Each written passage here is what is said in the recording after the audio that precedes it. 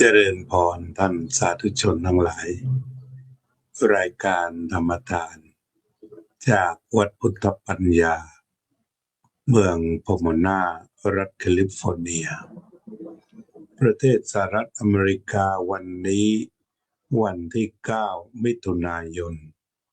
พุทธศักราช2568พวกเราทั้งหลายได้มาชมรายการกันอีกครั้งหนึ่ง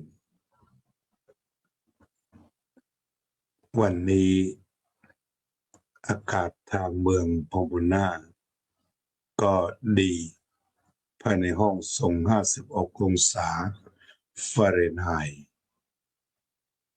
โดยไม่ได้เปิดฮีตเตอร์หรือเปิดแอร์คอนดิชันแต่ประการใดเป็นอากาศปกติก็ค่อนข้างหนาวพอไปได้พออยู่ได้เป็นอากาศที่ปกติเลยทีเดียวมีคนถามอยู่เหมือนกันว่าอาจารย์ไม่ได้พูดเรื่องสงครามเรื่องชายแดนบ้างหรือ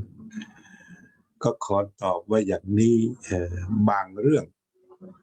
ที่คนก็พูดกันเยอะเราก็ไม่ต้องพูดบ้างก็ได้ถ้าฟังดูเรื่องเขตแดนเราก็ได้ฟังจากทุกจุดทุกฝ่ายทุกด้านพระก็มีอย่างเรื่องทางพระนี่ก็มีคลิปหลวงตามหาบัวให้โอวาททหารน่าฟังให้ได้อย่างดีคือท่านได้พูด2ประเด็นว่าไปยืนทำหน้าที่เฝ้าชายแดนนานแล้วเป็นคลิปนานยืนทำหน้าที่เฝ้าชายแดนแต่ก็ไม่ต้องยิงกันท่านบอกแบกไปปืนแต่อย่าลั่นกระสุนอันนี้เรียกว่าพูดได้ดีไปทำหน้าที่ไม่ลั่นกระสุนปฏิพระผู้ใหญ่นี่ก็ลำบากเพราะว่าทหารท่านก็ต้องการขวัญและกำลังใจก็ไปกราบกันและท่านเองก็ต้องวางตนให้เหมาะกับพระคือทำยังไงจะไม่สนับสนุนให้เกิดการฆ่ากันแต่หลวงตามหาบัวท่านก็เลยสั่งไว้ว่าเอาไปแบกปืนอย่างนั้นแบกกันทั้ง2ฝ่ายปืนนี่ถ้าไม่ยิงลูกมันก็ไม่ออกไปใส่ใครหรอกแล้วท่านก็ให้ไปคุยกันถ้าคุยกันได้คุยกันอย่ายิงกันยืนไปงั้นแหละยืนเฝ้าชายแดนอันนี้ก็ได้คลิปซึ่งท่านพูดเหมาะสมกับความเป็นพระผู้ใหญ่แล้วก็เป็นหลักเป็นฐานอย่างดีได้ฟังแล้วก็นี่เราก็ได้หลัก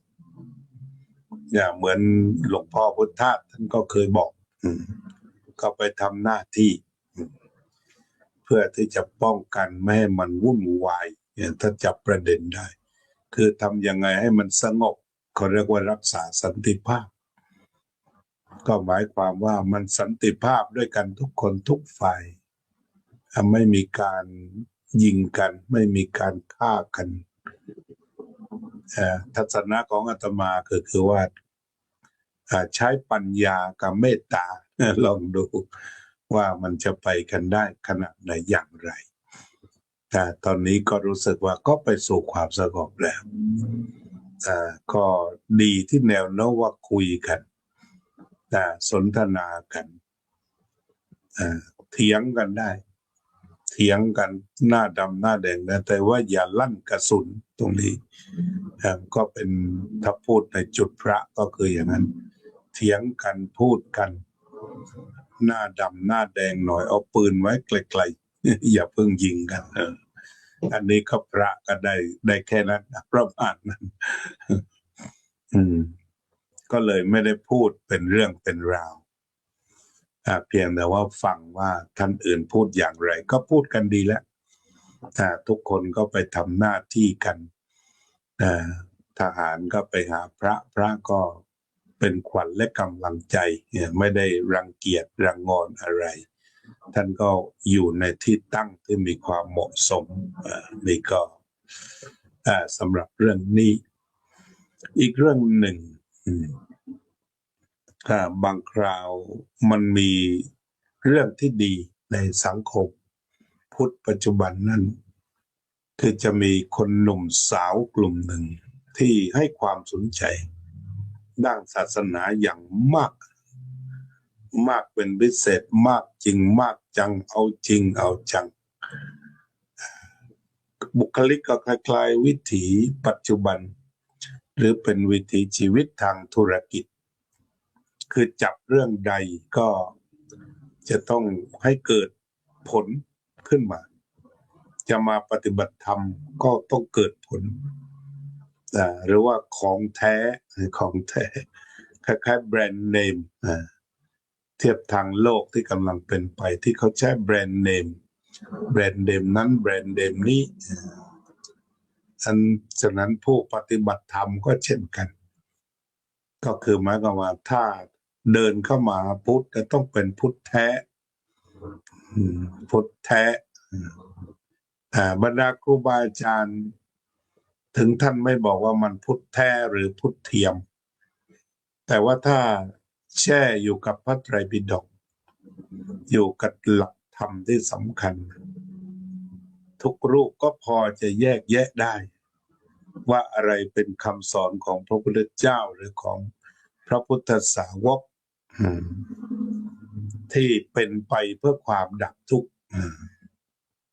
ก็จะต้องจับฐานโน่น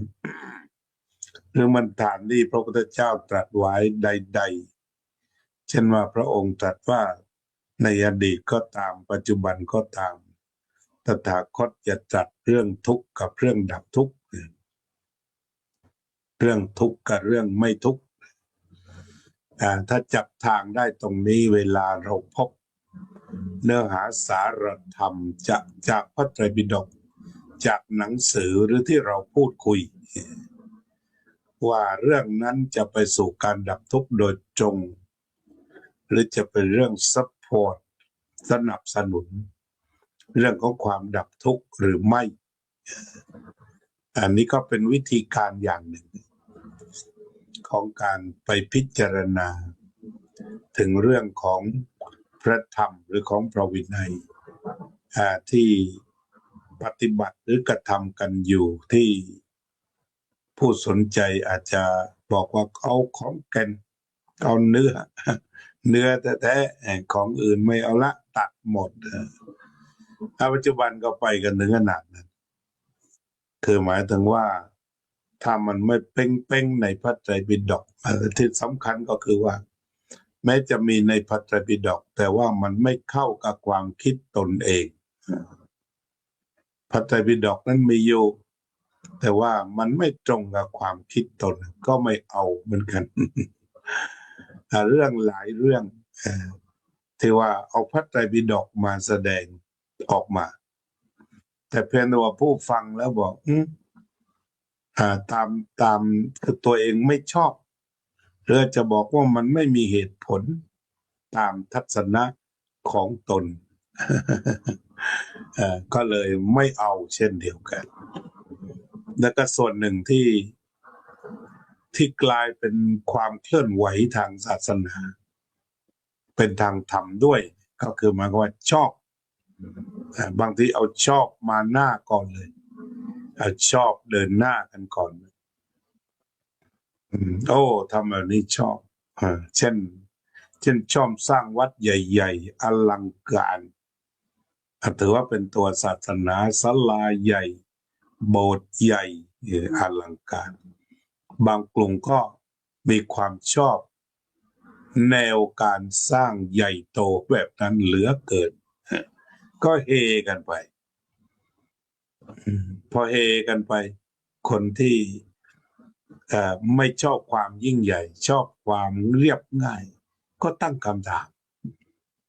แล้วก็เริ่มขัดแย้งหน่อยๆแต่ซึ่งตรงนี้ต้องวางใจ ยอมรับความหลากหลายแห่งเหตุปัจจัยถือว่าสำคัญความหลากหลายแห่งเหตุปัจจัยจะใหญ่จะเล็กไม่ได้เหมือนกันทั้งหมดซึ่งตรงนี้สำคัญวัดบางวัดใหญ่โตแต่บางวัดค่าสร้างอุโบสถ3,000 ล้าน3,000 ล้านหรือขึ้นไว้ว่า2,000 ล้านสร้างเจดีย์2,000 ล้าน1,000 ล้านเหล่านี้ทำไมเขาจึงสร้างได้ในกลุ่มนั้นก็มีคนเอาตังค์ไปให้จริงๆแล้วก็สร้างจริงนี่เราก็มองไปเลยทำไมมันทำเจดีย์ได้ตั้งเป็นพันล้านรอบวัดที่ทำเจดีย์1,000 ล้านมีคนก็ยังลำบากอยู่ทำไมไม่เอาเงินมาแจกให้บุคคลเหล่านั้นซะบ้างอันนั้นมันก็ขึ้นอยู่กับคนให้เหมือนกันในการให้เนี่ยก็เคยไปเราไปดูวัดใหญ่โตมโหฬารแต่คนที่อยู่ค่อนข้างจะลำบากที่ทำว่าทำไมไม่ดูแลคนก่อนไปดูแลเจดีย์ใหญ่ตรงนี้ก็คือตัวศรัทธาก็คือผู้บริจาคเขาจะมาบริจาคสร้างเจดีย์เขาไม่ได้มีเจตนาที่จะมาบริจาคข้าวสารให้คนข้างวัดคือไม่มี แล้วก็ความพยายามของพระผู้นำในการก่อสร้างใหญ่ๆนั้นท่านก็ที่มีเงินคนศรัทธาเริ่มใส่ก็ทำเจดีย์ใหญ่ไม่ได้อยู่ในโครงการสงเคราะห์ประชาชนแต่บางอย่างก็เป็นแบบนี้หรืออีกเรื่องหนึ่งเช่นเรื่องตอนนี้ที่มีการรณรงค์กันในเฟซหยุดการทำบุญกับพระหยุดการทำบุญกับวัดไปทำกับโรงพยาบาลเถิดหยุดทำกับพระหยุดทำกับวัดไปทำกับโรงพยาบาลเถิดก็รณรงค์กันมากๆเลยตามคอมเมนต์ต่างๆโดยเพราะเวลาที่มีเรื่องเช้าโชว์เกี่ยวกับนักบวชในศาสนาที่ปฏิบัตินอกธรรมนอกวินัยคนก็จะฮือมารณรงค์ว่าไปทำบุญกับโรงพยาบาลเถิดทีนี้ก็ตั้งข้อสังเกตว่าผู้ชอบทำบุญกับโรงพยาบาลก็มีแต่เช่นที่วัดพุทธปัญญาถ้าได้ทราบการสร้างโรงพยาบาลสงฆ์โรงพยาบาลคฤหัสถ์ทำกองทุนหรือว่ามูลนิธิต่างๆที่จะช่วยส่วนรวมก็ทำกันอยู่เรียกว่าชอบทำกันทีเดียวละพระก็ชอบด้วย จะเห็นได้ว่าพระในเมืองไทยก็ชอบทำงานกับโรงพยาบาลอันนี้ก็เรียกว่าแต่ว่าทำไมมันจึงไม่เทไปขนาดนั้นจึงไปหาวัดนี้ต่อไปหาพระองค์นู้นต่ออาจจะสังเกตเห็นได้ว่ามันเป็นเรื่องจิตใจถ้าว่าภาษาอังกฤษก็เรื่องมันเป็นเรื่องตัวขั้น spiritual คือเรื่องทางจิตใจทางความรู้สึกดีเนี่ยบางคนนำเงินมาถวายพระแต่ละท่านเป็นราคาเป็นล้านเป็น2 ล้านก็บอกว่าแล้วแต่ท่านจะพาไปใช้อะไรถึงขนาดนั้นมันก็เป็นเรื่องส่วนตัวระหว่างผู้ให้และก็ผู้รับแม้ว่าจะมีการมาอภิปรายกันใน YouTube ว่าควรจะจัดการเงินพระอย่างไรจัดการเงินวัดอย่างไรก็คุยกันมานานก็เรียกว่าวัดทั่วไปเขาก็จัดแบบลงตัวถ้าไม่ลงตัวก็อยู่ไม่ได้แต่นี่หมายความว่าวัดต่างๆมีความลงตัวในแต่ละอย่างในแต่ละวัดอาจจะไม่ลงตัวในภาพรวมแบบที่นักวิชาการว่าจะต้องจัดเข้ากองกลางหรือจัดไปอย่างนั้นจัดไปอย่างนี้อธิบายถึงระบบวิทยากรที่มีประสิทธิภาพ หากมองดูในขณะนี้มันก็ทำงานก็มีประสิทธิภาพอยู่ของแต่ละวัดตามกฎหมายคณะสงฆ์ที่เอื้ออำนวยที่ในกรณีถ้าเกิดปัญหาเกิดปัญหาก็จัดการเพราะปัญหามันมีอยู่ทั่วด้านศาสนาหรือว่าทางโลกก็มีปัญหาแต่ทางโลกปัญหาด้านการเงินก็มีที่เราว่าไปพบ12 ล้านในกองขยะเนี่ยก็ยังชี้แจงอะไรกันก็เก้ๆกังๆกันอยู่ยังไม่ลงตัวก็มีหรือว่าเอาเงินอยู่ๆก็พบเงินในห้องระดับอธิบดีเป็นล้านๆอย่างนี้ใส่ถุงไว้แต่สิ่งเหล่านี้ก็กลายเป็นตัวปัญหาถ้าตัวปัญหาทำอย่างไรก็แก้ปัญหาไปดีกว่านี่แก้ปัญหากันไปดูให้ชัดแล้วก็แก้ปัญหากันไปงั้นเราจะเห็นได้ว่าในสังคมนั้นความคิดหลากหลายเช่นความคิดรณรงค์เรื่องโรงพยาบาลหลายวัดเขาก็ทำกันอยู่วัดไร่ขิงเขาก็มีหลายรูปแบบวัดปากน้ำก็มีอยู่หลายรูปแบบ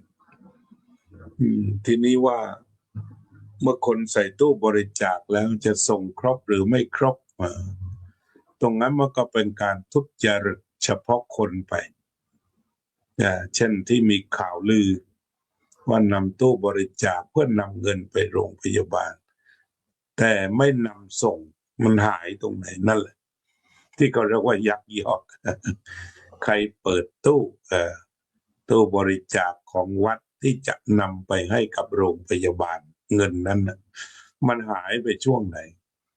ช่วงนับหรือว่าช่วงไหนหรือเชิดไปทั้งหมดอันนี้ก็ต้องหาความจริงเลยหาความจริงแบบชัดๆออกมาให้ปรากฏความจริงเท่านั้นแหละที่จะช่วยให้ทุกอย่างกระจ่างสว่างไสวไม่คลุมเครืออย่างวัดไร่ขิงเนื่องจากวัดใหญ่มากรายได้มากรายรับมากรายจ่ายมากจึงก็ออกมาในรูปแบบของการที่จะต้องมีเอกสารต้องมีการตรวจสอบเขาก็มีนะเพราะว่าเขาทำมันนานสงเคราะห์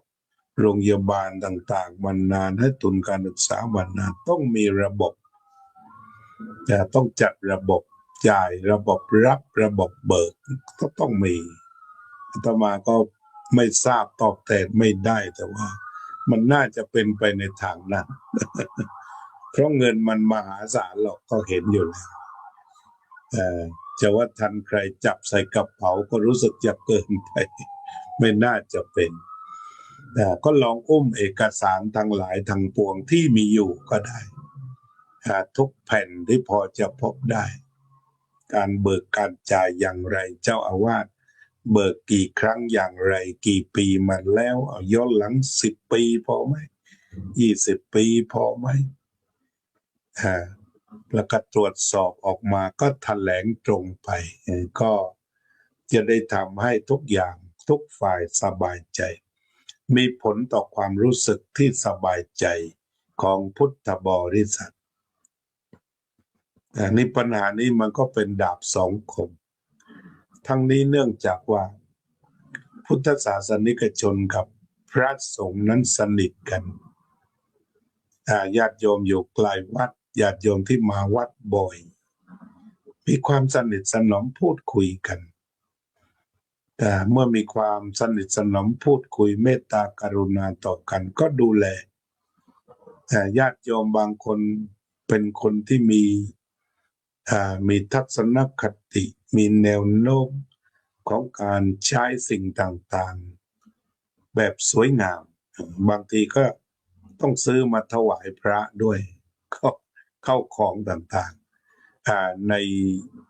ในระดับนั้นในขั้นนั้นอย่างนี้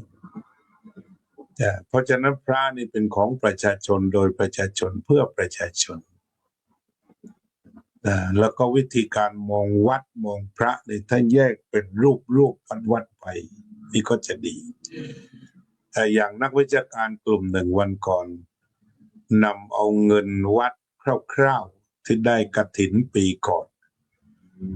นำแล้วก็มาหารเงิน40,000 กว่าวัดทั่วประเทศตกวัดละ2 ล้านอย่างนี้นั้นการมองอย่างนี้จะผิดพลาดทันทีผิดพลาดเลยว่าต้องมีเงินอย่างน้อยวัดละ2 ล้านเป็นไปไม่ได้เลยนี่หลายวัดเองหาค่าน้ำค่าไฟแค่เดือนละ3,000เนี่ยแบบเดือนต่อเดือนแทบจะไม่พอโดยเพราะค่าไฟหรือว่า3,000อย่างนี้หลายวัดนี่โดยทั่วไปในชนบทเราเนี่ยก็ยังนับไม่ครบกันอยู่ก็ต้องขอดึงกันอยู่นะเพราะนั้นจะไปบอกว่า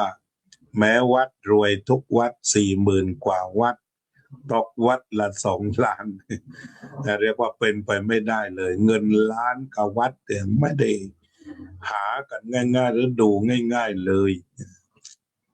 ทอดกฐินโดยรวมทั่วไปถ้าเป็นการเฉลี่ยที่ไม่พามาหารกันเลย20,000 30,000 50,000เนี่ยอาตมาก็เคยมีโอกาสไปร่วมงานกฐินหลายวัด30,000 50,000ตามศักยภาพของชุมชนแล้วก็ขึ้นแสนก็ถือว่าประชาชนชุมชนนั้นก็เริ่มดีใจแล้วอย่างน้อยเราก็จะได้มีเงินค่าน้ำค่าไฟก่อนในเบื้องต้นที่ดูแลกันอยู่เพราะฉะนั้นหลายอย่างต้องไม่ใช้เชิงสเตอริโอไทป์คือมองแบบเหมาเข่งฟันธงไปว่าวัดทุกวัดรวย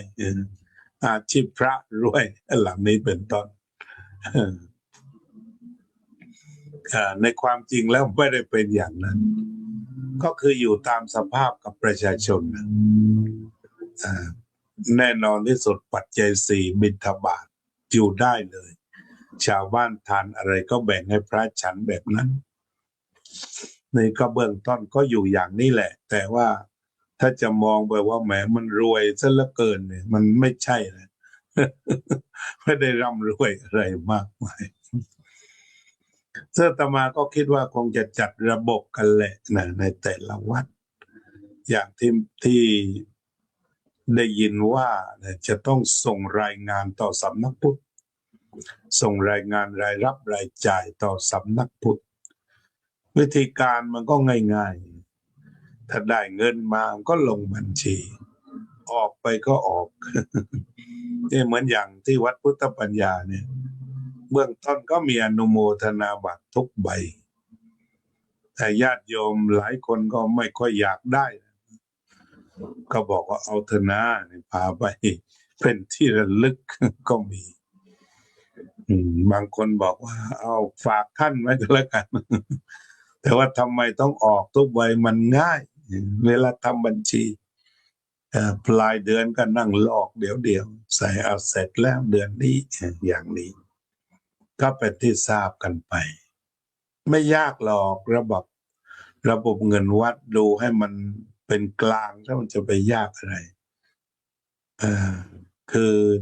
ก็มอบคณะกรรมการหรือวิยาวัจกรคือเจ้าอาวาสไม่เข้าไปยุ่งย่ามส่วนหนึ่งขอให้วิยาวัจกรจัดสรรดูแลแค่รับทราบแค่นี้มันก็ไม่ได้เกิดปัญหาอะไรแต่มีอะไรก็รีบแจ้งแล้วอีกอย่างหนึ่งโดยทั่วไปมันไม่ได้หมายความว่าเงินมันจะไหลมาเทมาท่วมท้นเหมือนกันว่าหาไม่ได้เรียกว่าขอค่าน้ำค่าไฟผ่านแต่ละเดือนเงินบริจาคที่ชุมชนช่วยกันดูแลก็คือหนักทั้งบ้านทั้งวัดนั่นแหละต้องเข้าใจทางบ้านก็หนักเศรษฐกิจฝืดเคืองการค้าขายลำบากทีนี้พระก็คงจะต้องถอนตัวมาอยู่ที่ปัจจัยสี่จะปลอดภัยคืออย่างน้อยบิณฑบาตพอได้ฉัน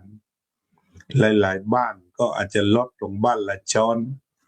จากบ้านละ3 ช้อนเต็มที่อย่างนี้เป็นต้น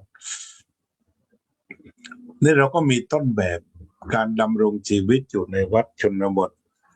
ที่ว่าไม่ไปตั้งวัตถุที่ใหญ่โตตรงนี้จะช่วยได้เยอะแต่ถ้าว่าไปขึ้นโบสถ์ราคา10 ล้านไปก่อนมันก็เท่ากับเป็นทุกข์กันไปตลอดอะ เพราะว่ามันจะต้องลุ้นแล้วก็มันหาเงินมันไม่ยากไม่ได้ง่ายอะไรมันขึ้นอยู่กับศรัทธาซึ่งแตกต่างกันออกไปอันนี้ก็นำมาปรารภเรื่องร่วมสมัย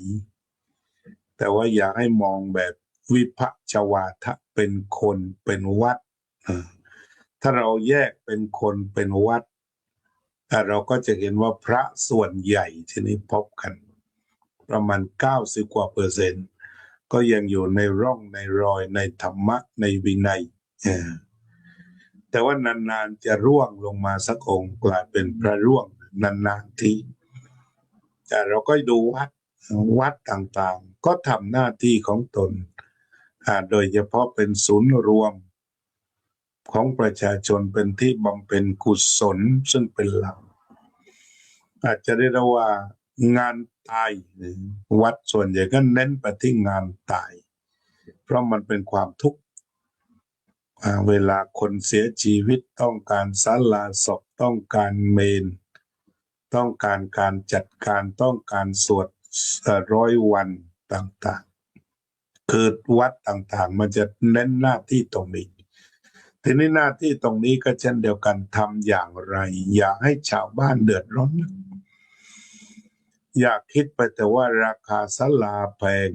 ราคาเมนต้องขนาดนั้นขนาดนี้คิดแล้วมีกำไรคิดจนลืมว่าเมนเขาก็บริจาคฟรี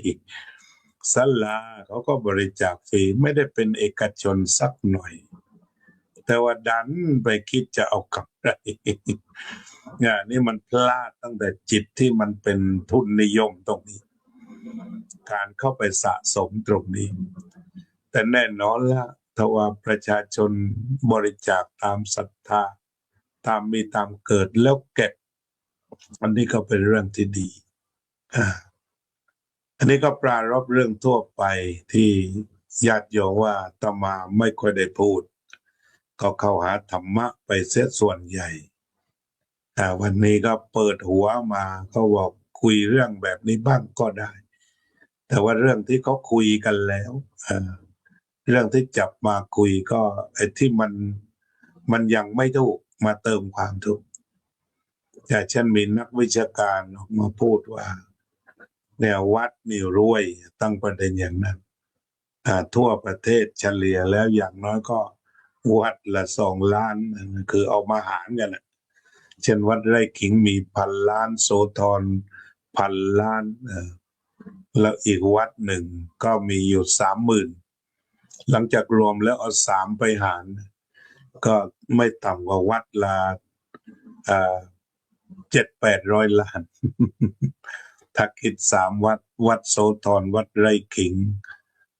และอีกวัดหนึ่งที่อยู่ไกลเอา30,000ใส่เข้าไปพอหาร3มันก็ยังล้นอยู่แต่วัด30,000ต่อปีเนี่ยหนักจริงค่าใช้จ่ายเบื้องต้นแทบจะไม่พอแล้วก็มีอยู่จริงมีจำนวนมากด้วยอันก็เสนอวิธีคิดที่เรียกว่าวิภัชวาทะก็คือแยกส่วนแยกให้ชัดหรือว่างานของวัดก็เหมือนกันก็ลองแยกส่วนไปดูส่วนค่าน้ำก็ว่าเป็น1 กองค่าไฟ1 กอง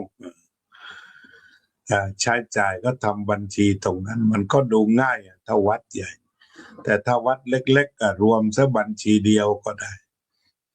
มันก็มีวิธีหลากหลายเพราะว่าการทำการเงินสาธารณะทำบุญอาสาสมัครมาทำบุญคือไม่ได้คิดแบบบ้านว่าสั่งสมความมั่งคั่งเอาไว้อันไหนที่จะจ่ายเป็นประโยชน์มีอยู่หลายตังก็ช่วยโรงเรียนบ้างโรงเรียนต้องการอาหารกลางวันขาดแคลนไหมขาดข้าวสารไหมขาดอะไรไหมถ้าวัดเยอะๆก็เอาส่งเข้าโรงเรียนบ้างโดยเพราะโครงการอาหารกลางวันที่เขามี การกีฬาเด็กเล่นกีฬาก็ให้ไปบังดนตรีแล้วก็สนับสนุนพัฒนาวันนี้ก็ขึ้นหัวข้ออีกตัวหนึ่งคือว่าศีลสมาธิปัญญาก็เนื่องจากไปเจอวัยรุ่น ธรรมะจากวัยรุ่น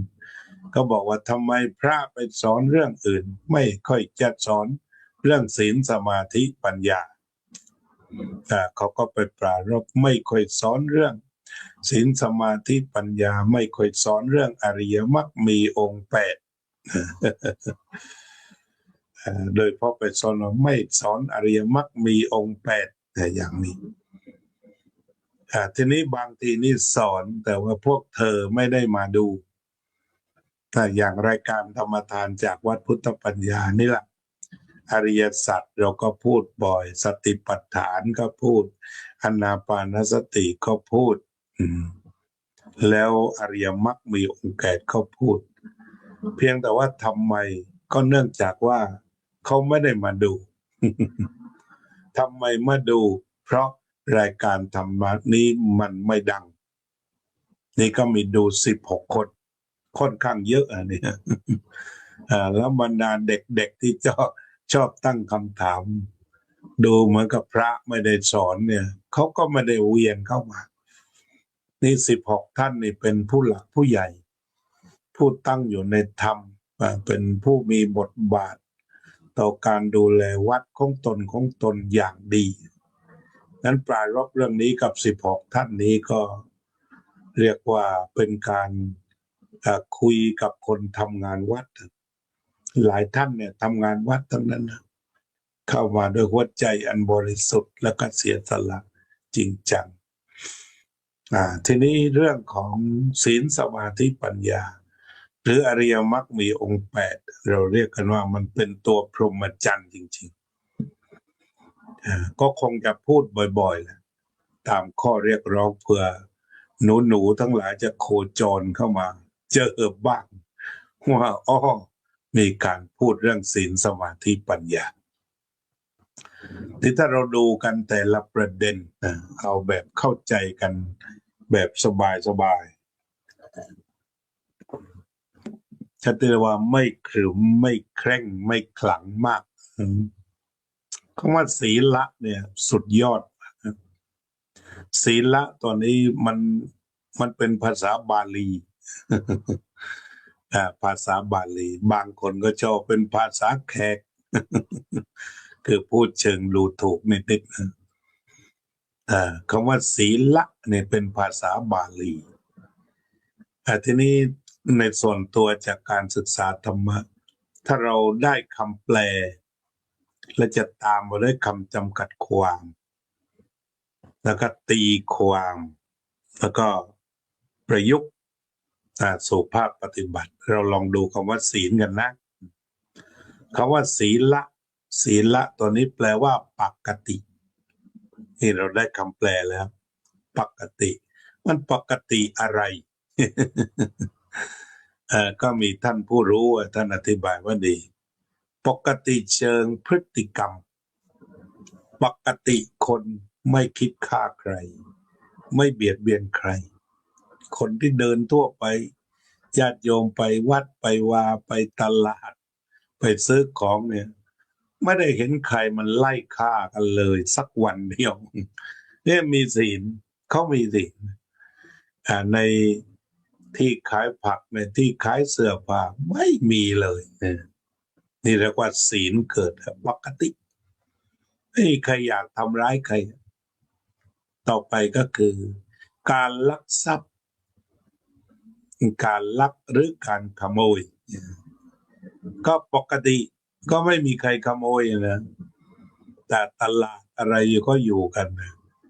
แต่มันจะขโมยตอนมันรู้สึกว่ามันผิดปกติ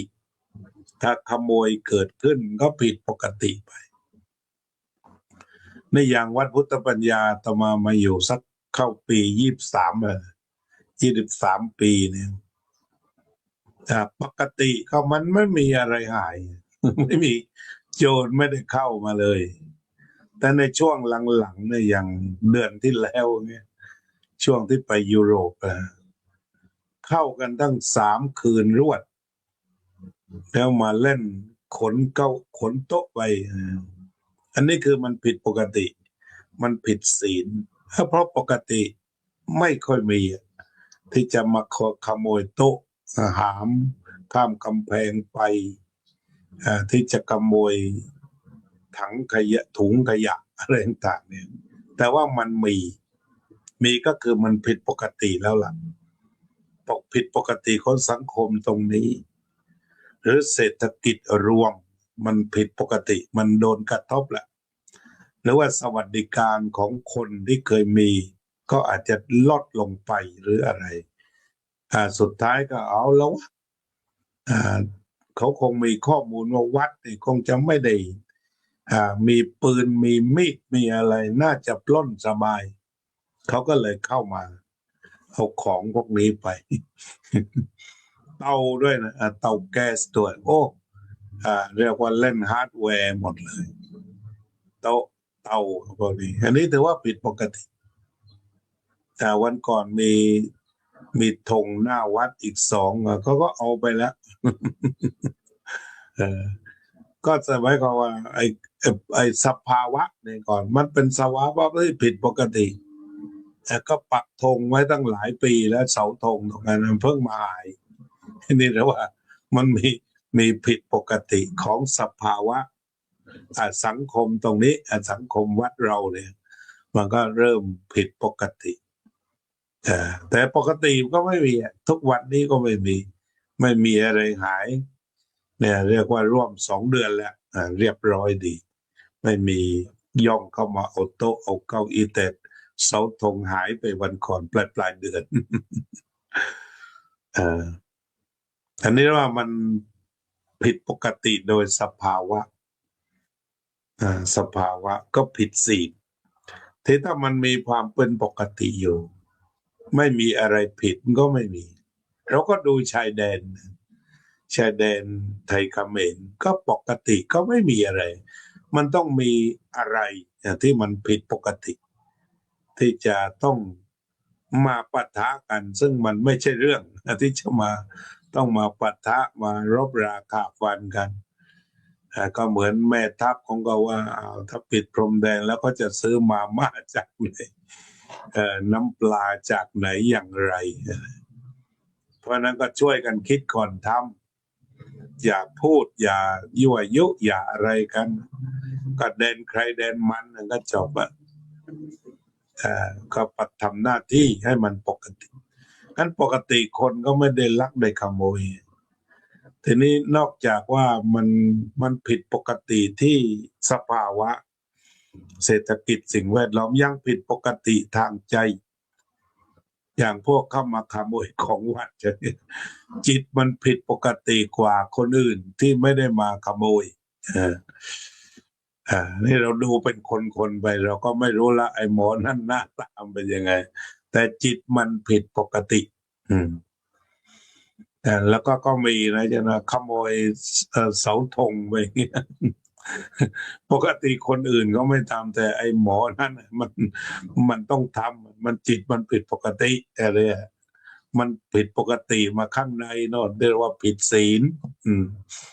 แต่การประพฤติปฏิกรรมก็เหมือนกันคนทั่วไปมันมีหิริโอตตัปปะแต่ถ้าวันหนึ่งเนี่ยมันหลุดจากจุดนั้นไปมันผิดปกติก็ไปทำอะไรที่ล่วงละเมิดต่อกันแต่ปกติคู่รักอะไรเขาก็ไม่ล่วงละเมิดกันเขารักกันคู่ใครคู่มันนั่นคือปกติแต่ถ้าว่าเมื่อไหร่เนี่ยเกิดการแลกคู่สลับคู่หรือไปล่วงละเมิดนั่นเรียกว่าความผิดปกติเกิดขึ้นที่จิตแล้วล่ะจิตของผู้กระทำนั้นด้วย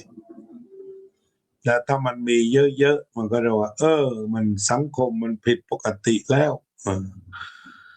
ไม่เคารพสามีไม่เคารพภรรยากันก็ผิดปกติเชิงสภาวะทางสังคมแต่ว่าผู้กระทำนั่นแหละมันผิดปกติแล้วจิตมันผิดปกติก็ก่อให้เกิดการทำกายวาจาที่ผิดปกติการพูดโกหกก็เช่นเดียวกัน ปกติมนุษย์ก็ไม่ได้โกหกอะไรกันแต่ถ้าเกิดเหตุบางอย่างอาจจะเป็นเหตุใดๆก็ตามมันมีแหละคนเคยพูดจริงแต่อยู่มาวันหนึ่งท่านโกหกแล้วไม่มีอะไรอยู่ดูดีๆอะไรอันนี้ก็เช่นเดียวกันมันมาจากจิตที่ผิดปกติของคนโกหกนั้นฉันรับปากว่าจะทำนั้นให้ทำนี้ให้ทำโน้นให้ถึงเวลาก็ไม่ทำไปซะดื้อเรียกว่าผิดปกติผิดศีลมันก็มาจากภายในการดื่มสุราเมรัยนี่ก็เช่นกันแล้วก็มาจากการผิดปกติจริงๆเพราะโดยปกติมนุษย์ก็ต้องดื่มน้ำแต่บางทีน้ำจืด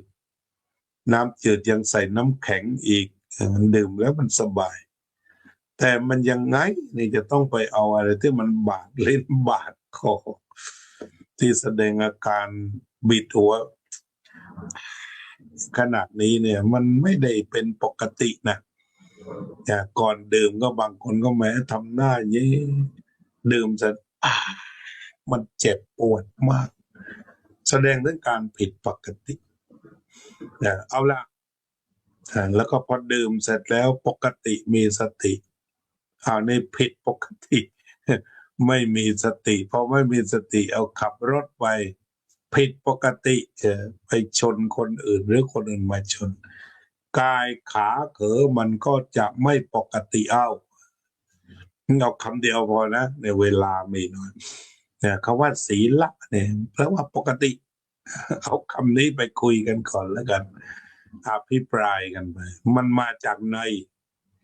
ฉะนั้นคนปกติก็ไม่คิดฆ่าใครการคิดฆ่าคนอื่นต้องมีอะไรที่ไม่ปกติเช่นว่าอยากได้เงินอย่างพวกเสพยาเนี่ย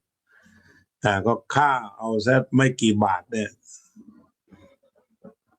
ก็คนลักทรัพย์กับจิตมันผิดปกติคือโลภเกินไปเกินกว่าปกติคนประพฤติผิดในกามแล้วก็มีความมากเกินไปแต่คนที่พูดเท็จก็อาจจะหวงห่วงปิดบัง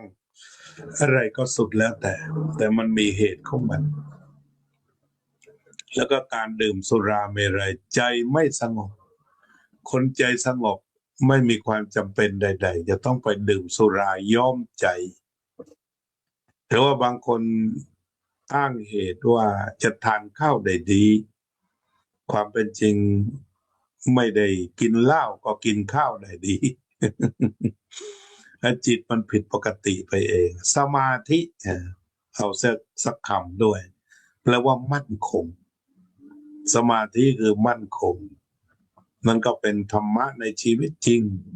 ใจมันมั่นคงแล้วก็ปัญญา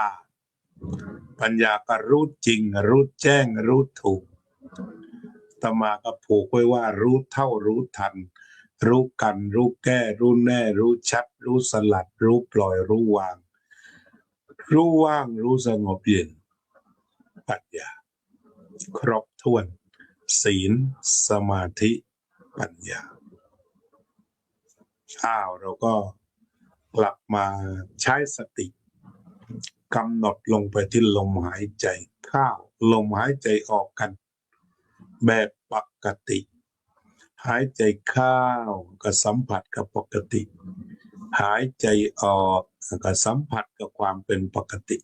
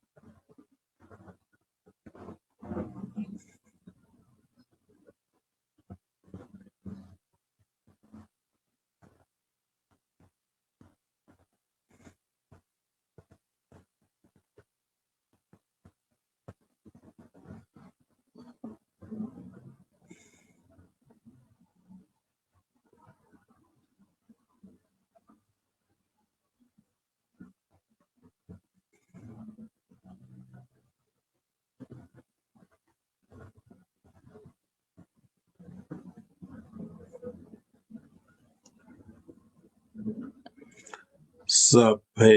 สัตตาสัตว์ทั้งหลายที่เป็นเพื่อนทุกข์เกิดแก่เจ็บตายด้วยกันทั้งหมดทั้งสิ้นอเวราโหนตุจงเป็นสุขเถิดอย่าได้มีเวรแก่กันและกันเลยอัพพยาปัชชาโหนตุจงเป็นสุขเถิดอย่าได้พยาบาทเบียดเบียนซึ่งกันและกันเลยอนิคาโหนตุจงเป็นสุข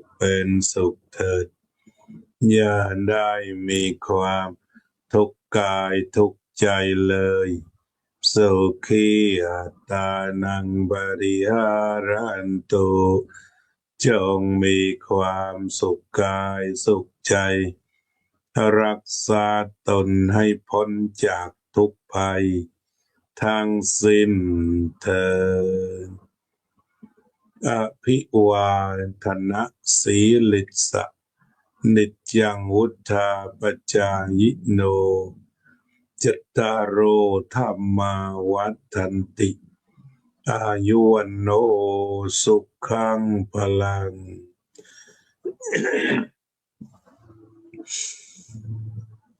ต่อไปก็จะทักทายพี่น้อง1 โหลเหลือกันแค่นี้ขอบคุณทุกท่านในน้ำใจในความตั้งใจโยมกัลยาว่องทิพย์คงคาโยมอุกษาตอนนี้ก็มาฟังธรรมะประจำขอบคุณมากโยมสุนิตวงศ์สุเทพโยมนิพาพรยิ่งรุ่งโรจน์โยมพะเยาเจนพนัส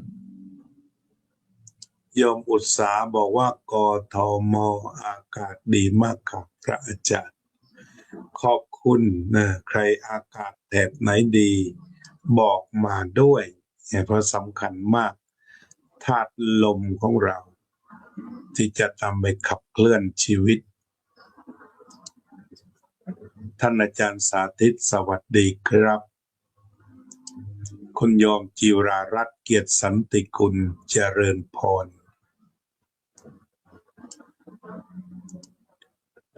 โยมเตือนใจฤทธิ์นาคาโยมสมควรกตาธิการโยมบัวผันเป็นอย่างไรบ้างน้องๆไปส่ง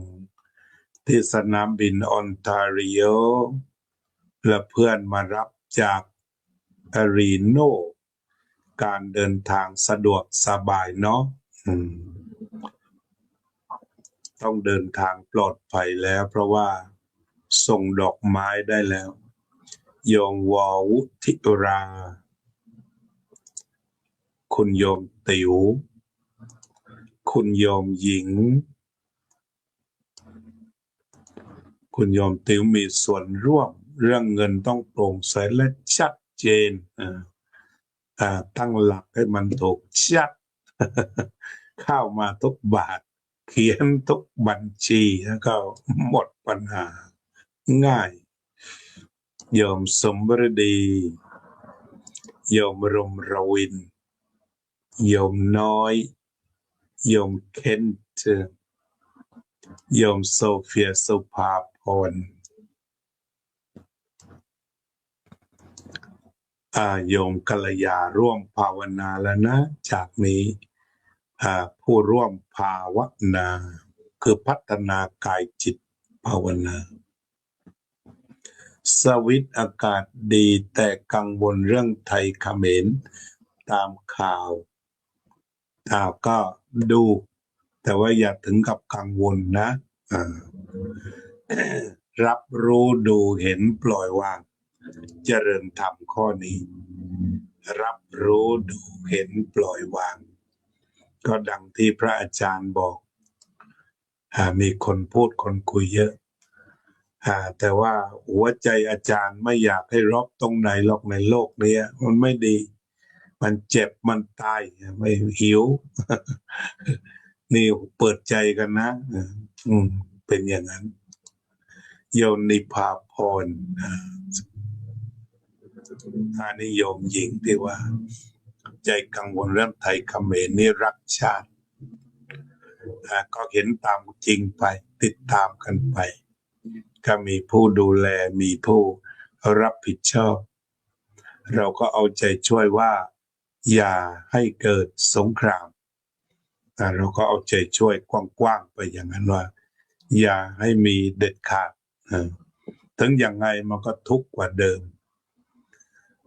ถึงยังไงก็สูญเสียกว่าเดิมก็นับดูเถอะตั้งแต่อาวุธยุทโธปกรณ์ตั้งแต่น้ำมันรถต่างๆจะต้องเพิ่มขึ้นไปเยอะและบางทีถ้าไม่จบแบบยูเครนกับรัสเซียก็ยิ่งกลายเป็นทุกข์หนักกันเบื้องต้นต้องช่วยกันเต็มที่ว่าอย่าได้เกิดการฆ่าฟันก็แบกปืนไปตามที่หลวงตามหาบัวท่านว่าถ้าไม่ลั่นไกลมันก็ไม่มีความหมายอะไรฟังใครเห็นคลิปท่านน่ารักท่านพูดได้ดีแม่ทัพนายกองก็ยิ้มนั่นชื่นใจชื่นใจฟังท่านบอกแล้วโยมสุปนิกาฉายาลักษณ์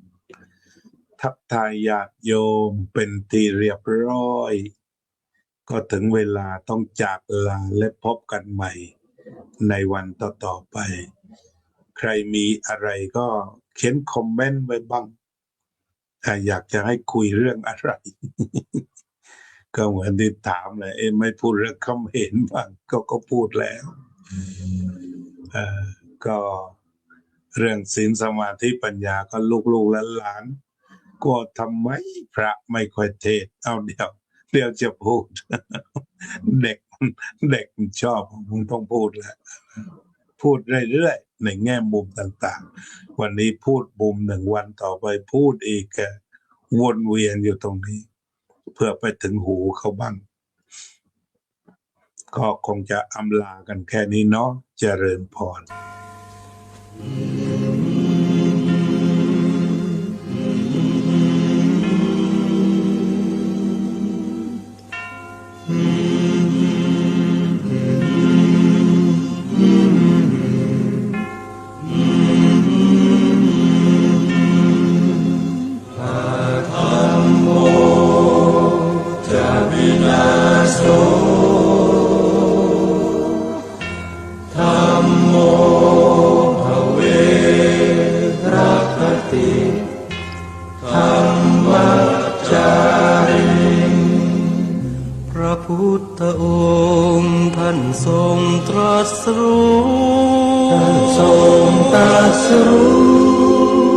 เป็นสัพพัญญู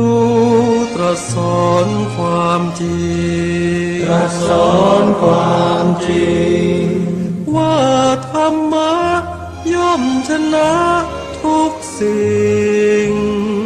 เป็นที่พึงพิงแก่ผู้ประพฤติชอบธรรมธัมโมจะวินาโสธัมโมภเวรัคติธัมมัจจาริอำนาจใดๆก็ตามย่อมถึงความพินาศถ้าขาดธรรมะประจำไม่มีใครอยู่ค้ำฟ้าเราต่างเกิดมาใช้กรรมจงอยู่ในศีลในธรรมคิดทำแต่กรรมที่ดีธัมโมจะวินาโสธัมโมภเวรัคติธัมมัจจาริ สว่างสู่ทางสุขสีคำจุนโลกนี้นิรันดร์ธรรมโมจะวินาโส